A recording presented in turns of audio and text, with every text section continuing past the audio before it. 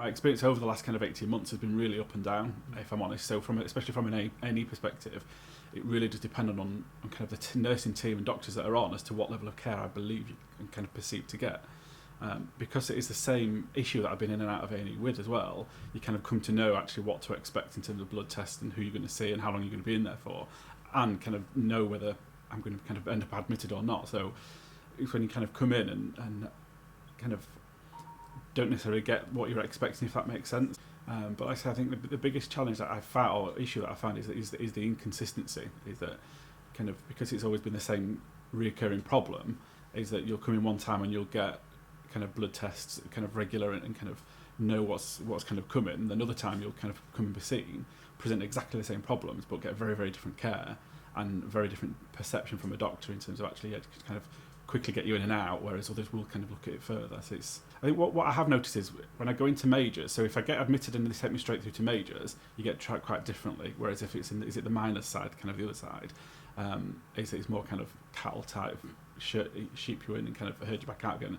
And the doctors that you see in there don't seem to be as, I wouldn't say not necessarily interested, but it's kind of in, do what they've got to do, and kind of out again. So for myself, I keep going to return water retention. So when I'm going to the major side, where they'll do the blood tests and make sure that my kind of kidney functions as it should be, whereas in the other side, they don't seem to be. It's kind of in, cathetered, and just send you back out on your way again, and not interested about whether it has affected kidneys or not. I think for me, it's been around when they kind of have explained what's happening and can reassure you that actually your kidney function's fine this time, so they've kind of captured it earlier than kind of previous times, so that you understand that actually that what you're seeing or what you've been treated for is what you're presented with, rather than worrying about actually then is it going to reoccur, am I going to end up back in a hospital kind of 24 hours after because I've got a kidney infection then, which has happened. So I've kind of been seen, gone home, and ended up back in, kind of either through my own GP referred straight through because I've got an infection, or back through A&E.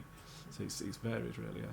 So I suppose interaction again varies drastically. So at some point you're kind of regularly kept informed in terms of, right, we'll do a blood test and then you're straight in for it, or right, we're just waiting for it back, and kind of if it's come back and it's not quite right. So sometimes you come in and people are regularly informing you as to what's happening, especially when it's been an admission, right, we're waiting for a bed, or trying to get a hold of where I'm going to next. So sometimes the communication has been really great, and others it's a case of I'm to go up and say, right, am I having a blood test this time or not?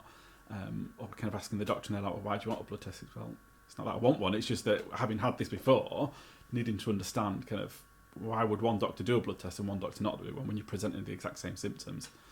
So it's kind of has been very inconsistent, definitely again. It really is very up and down. Sometimes you can get great treatment, great service, very well informed. Others, it's like you're pulling teeth trying to get that information out of people as to like, what's happening, what am I waiting for. You've told me this is all right, so what else am I waiting for this time? So it's very up and down. So whether that's locum doctors that are on shift rather than employed doctors, or I don't know, because obviously I don't know whether the locums are not at that point. It'd be interesting to see if there is a difference in that.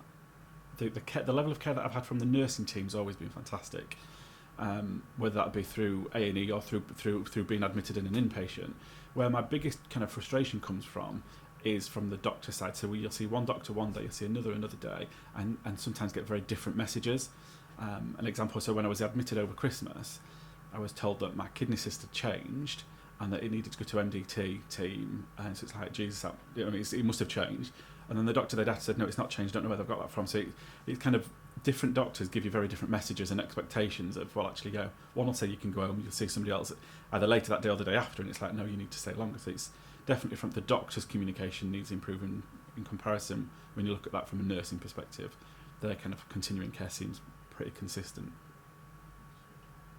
I think for me, I've worked for a number of years within a customer service type industry anyway, and we always kind of talk about put yourself in the customer's shoes and that type of thing. So I think they need to realise that at the end of the day, their patients are human beings still. So if that was your mum, your brother, your sister, how would you feel if they've been kind of sat for 6 hours in A&E or been sat on a hospital ward for day after day, not really knowing what's happening? So kind of just think about if you were on the receiving end, in terms of the whole communication of people, keeping people in the loop of what's happening to them sometimes rather than for them. I think for me it's just think about it, if you was the patient, would you deem it as acceptable care really?